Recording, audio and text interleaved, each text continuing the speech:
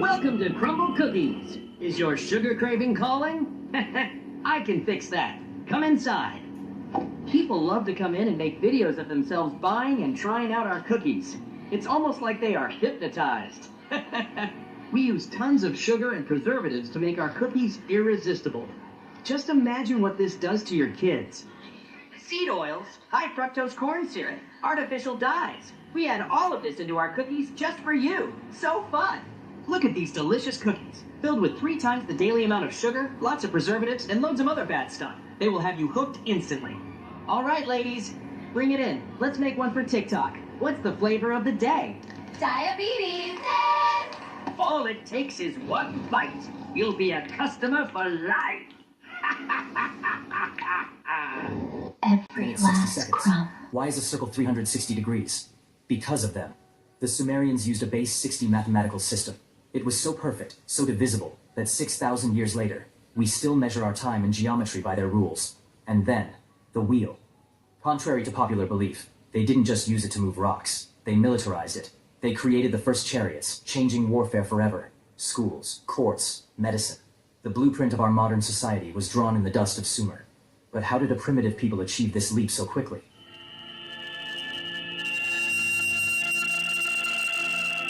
This is a panorama of the Electric Tower from the 1901 World's Fair in Buffalo.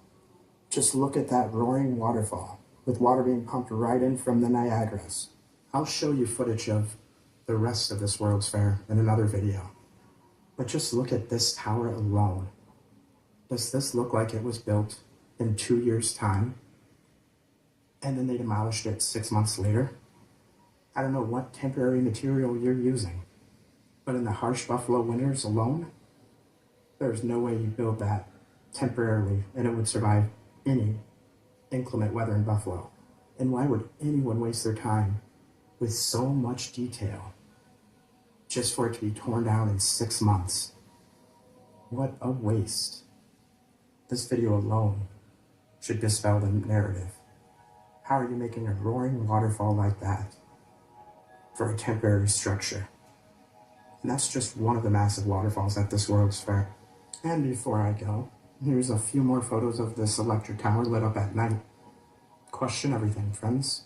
Until next time. Didn't kill himself in a bunker in Berlin as the Red Army closed in. I think that's, we all know that was a fabricated story, or if you watch the show, you probably understand that. Hitler actually fled Germany weeks before that using a group of underground tunnels that led to an airstrip. And that airstrip was flown, he was flown from Berlin out. It took submarines, or multiple submarines that were used, U-boats that were then sent to Argentina. In other words, Hitler lived for nearly 2 decades more in Argentina, along with vast numbers of the Third Reich. Well, now Argentinian President Javier Milei has just ordered the release of all remaining documents on all of those Nazis who fled Germany and moved to Argentina after World War II. Basically, it was almost like a second base of operations in Argentina. If you're not familiar with that, like basically the Third Reich operated out of Argentina and Germany. And many of them, including Adolf Hitler, lived in Argentina well after 1945. Most people know that Hitler lived out his days in Bariloche, Argentina, until he died there in the mid-1960s. Yes, you can read the CIA documents about this. The FBI documents also about sightings of Hitler in this area. They knew about it. Of course they knew about it. It was largely facilitated, I think it's safe to say, by the United States and its allies. Operation Paperclip, anybody? Quid pro quo? Also, if you look into this, the skull that is held in Russia that was supposedly the remains of Adolf Hitler with a bullet wound in it is female. Yeah. So when you look for proof that Hitler did in fact kill himself in the bunker, you are going to find a lot of dead ends. Yeah, and all you need to read, you can read a great book on this called The Grey Wolf. It's a great book. There's many books written about this now. But yeah, the skull, the fragments, they ran the DNA tests on it, and the Soviets allowed them to do this testing. And even Stalin openly talked about that Hitler lived, that he was not there. So Stalin even knew about it. It's widely known in Argentina, by the way, well known, that Hitler sired 2 children while he lived in Argentina. That one of the worst human experiments in United States history didn't happen in a secret lab. It happened inside a school for children. Welcome to Willowbrook State School on Staten Island, New York, a place that was supposed to care for kids with developmental disabilities, but instead became a living nightmare. When it opened in 1947, Willowbrook was meant to be a model institution. But by the 1960s, it had become so overcrowded that children were packed shoulder to shoulder, sleeping on the floors, naked, starving, and covered in filth. The state kept the doors shut tight, but what they were hiding inside was beyond disturbing. Doctors at Willowbrook actually intentionally infected children with hepatitis, all in the name of research.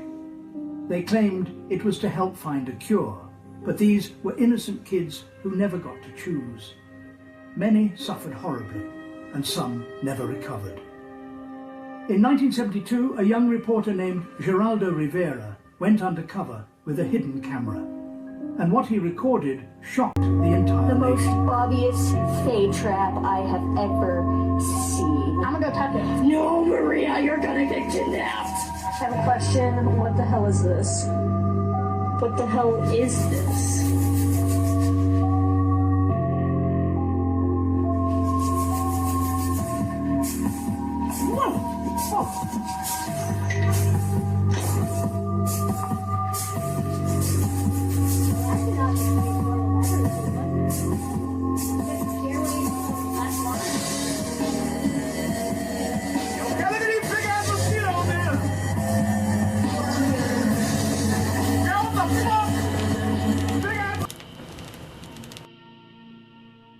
Temples that exist outside physical reality, and if you achieve the right consciousness state, you could walk into them and meet other initiates face to face. Now, this is the doctrine of the astral temple, and it's one of the most fascinating concepts in Western occultism because it was not treated as a metaphor. Mystery schools genuinely believe that these structures existed on another plane of reality, and that accessing them was a core part of advanced spiritual practice.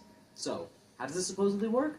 Well, according to Rosicrucian and Hermetic teachings, physical matter is just the densest level of reality. Above it, or rather interpenetrating it, are subtler planes of existence. The astral plane is described as the realm of thought, emotion, and imagination made tangible. And just like you can build a temple out of stone in the physical world, the depths claim that you can build one out of consciousness in the astral. But here's the key. These weren't personal visualizations. The teaching states that multiple initiates, working together with focused will and sacred geometry, could construct a permanent astral structure that persists independent of any single person's mind. Now, once built, this temple becomes a meeting place. It's a lodge that exists outside of space and time. Now, the construction process was treated like actual architecture.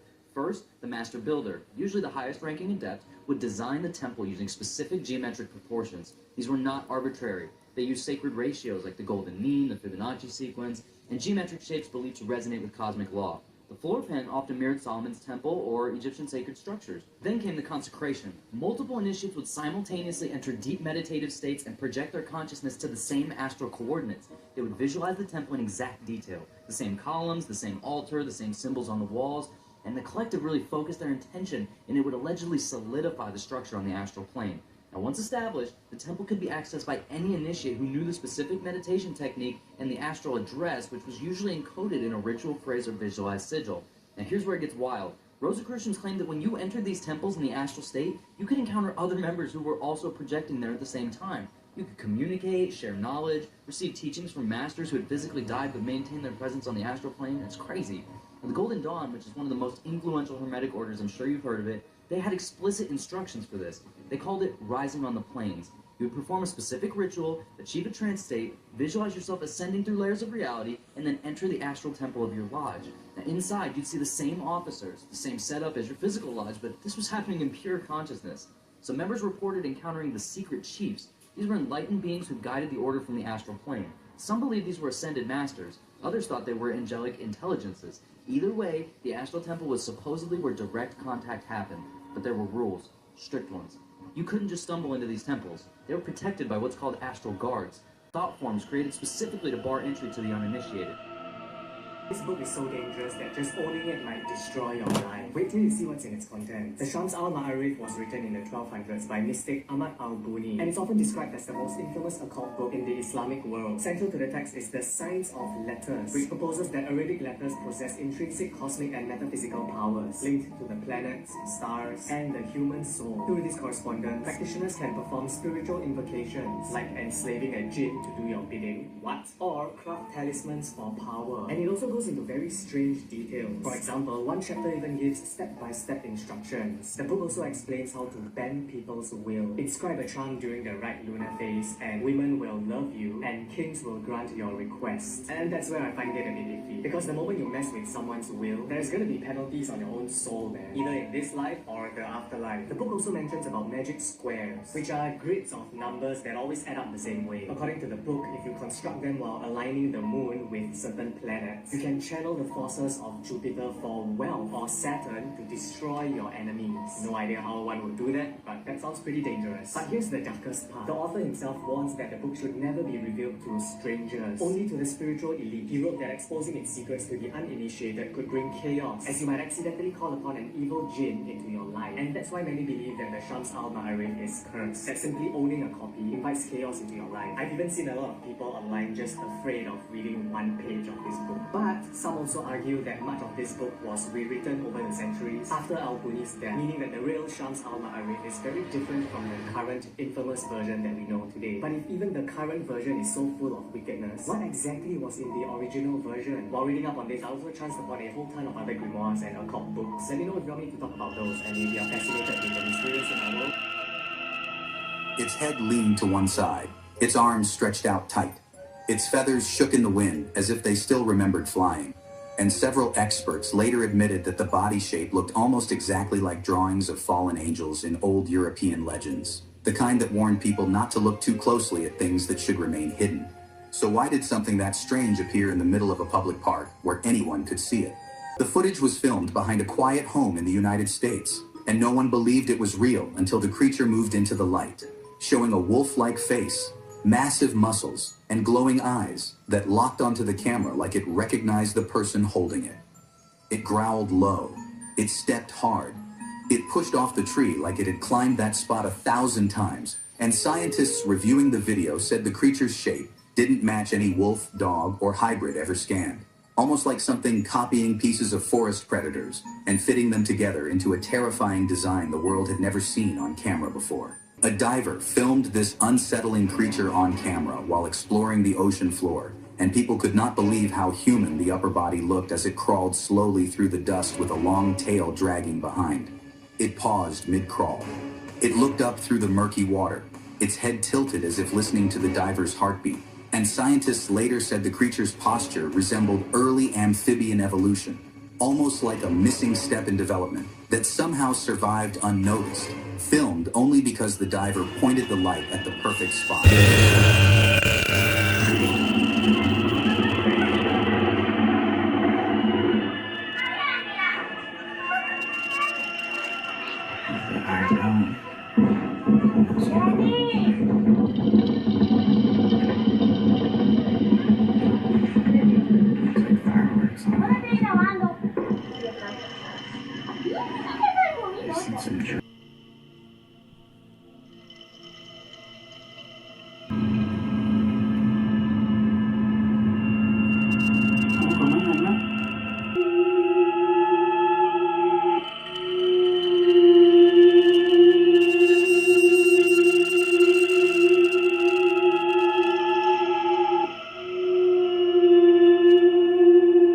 Two alien bodies were found in Peru that they originally thought was a hoax? Tell me more! Yeah, two tiny alien bodies were found in Peru. Now, initially, scientists said that they believed that this was a hoax, and they thought that it was put together using just animal bones and things of that nature. But after further investigating, they found out that's not true, and that these are real tiny little aliens that passed away or died around 1,200 years ago. Okay. These tiny alien bodies have lacerations on them, as if they were attacked by something or someone. Also, puncture wounds on one of them in their chest. They don't know if that is from some sort of a crash, but that's what they were able to determine, that they're real little aliens. That's wonderful. These are some of the first alien bodies ever found.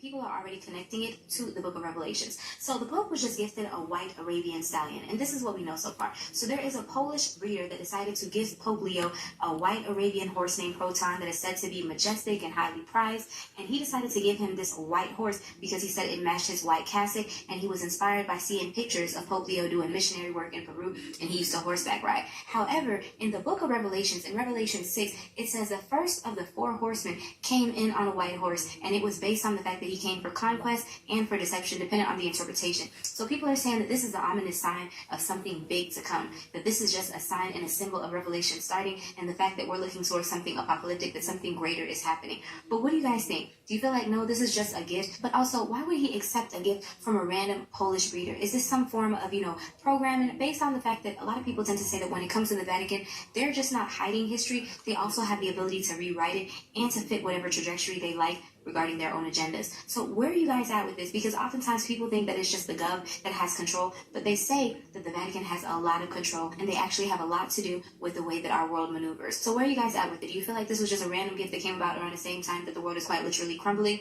Or do you feel like, no, this is very intentional because it's trying to fearmonger and make the people think that something else big is coming? Because at this point, spiritually, it does feel as if we've been preparing for something greater. Drop your thoughts in the comments. Per usual, this is developing. This is all alleged. I cannot confirm or deny anything. I don't want to misinform you. I'm just going based off what I see online, so I always encourage you guys to do your own research. But whatever else comes out, I will be back. So make sure you like, follow, and stay for some more.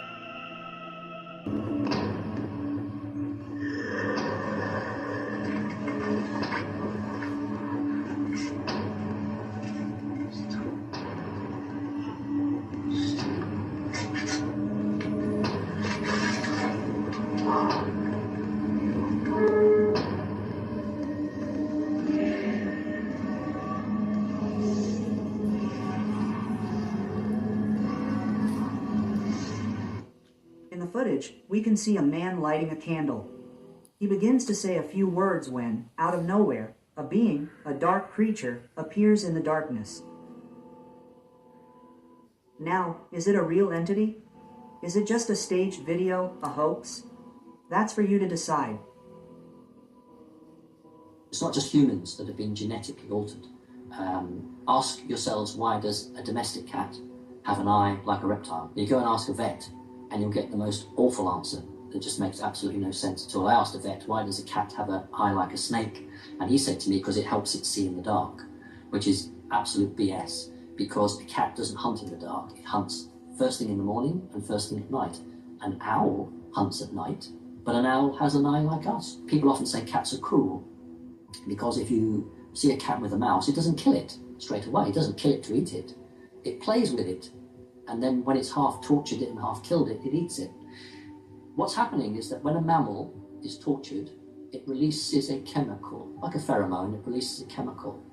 To a cat, that's a drug. That's why a cat won't kill a mouse straight away. It will torture it so that it can feed off the pheromones and chemicals, not energy, it's a chemical release. Reptilians, who altered cats, in my opinion, have the same thing. So that when a mammal is being tortured, it exudes a chemical release. And then these entities will come round on 2 things. They'll either physically feed on it, in terms of eat its flesh, or it will inhale, in a sense, the pheromones, or it will live on the fear, the energy. Evening, President Nixon shows up at Gleason's house alone, without the Secret Service. I personally investigated the Oklahoma City bombing case. Huge cover-up. Jack Kennedy's assassination, huge cover-up. Bobby Kennedy's assassination, huge cover-up. World Trade Center, huge cover-up. Okay, terrorism. They're using it as an excuse to take away our constitutional rights and our civil liberty. The Illuminati, Bilderberg, New World Order, globalists are the element behind this. It dovetails into the satanic movement, and this movement has infiltrated into our intelligence community, the once great FBI and the CIA. I have, in the past, had personal contact with an individual who was head of the CIA hit squad. He had over 3,000 individuals around the world he could call upon the air height to go out well. and kill somebody. And I got really, really groggy. And I remember waking up at that point inside a dart, a shuttle that was leaving Diego Garcia going up to the moon. And I heard this weird conversation about the pilot and the co-pilot were talking about this idea of what Jericho actually meant. And the co-pilot said, what do you mean Jericho? And he said, well, Jericho, the pilot said, well, Jericho actually means it's the city in the moon. And that should give some people pause for a moment, because we have cities that are here on Earth that are also named after this, right? But the interesting part is that he's like, yeah, we'll be entering the moon here in a second. And I remember looking this way to my right, I was still kind of groggy, my head was kind of, I remember seeing this tag on the wall that said, built by Lockheed Martin. What? I'm thinking to myself, I'm like, this product was actually built on Earth and someone paid for it? Really? And at that point, the ship kind of turns this way. As it turned, I remember looking through one of the windows, and I could see the LOC, the outside of it, and there was this big hole that had antennas around it and some other stuff around it, and we flew right into that hole. I thought we were going to crash. But next thing I know, we're inside this landing area, and the grogginess had kind of knocked me out again. And as the door slid open, these two big guys come in, they pull us out, and they pull us into what they called INDOC, which essentially is the indoctrination center on the LOC.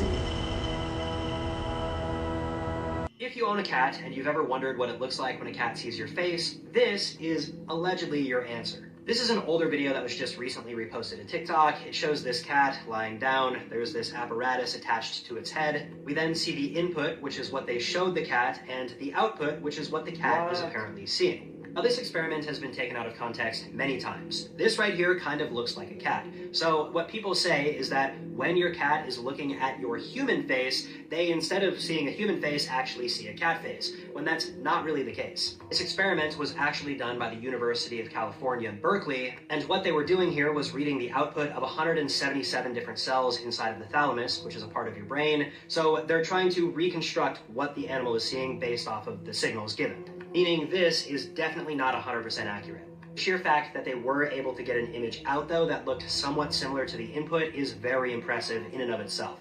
I'm sorry, I know I'm probably explaining this very poorly, but yeah, this is not what a cat is literally seeing.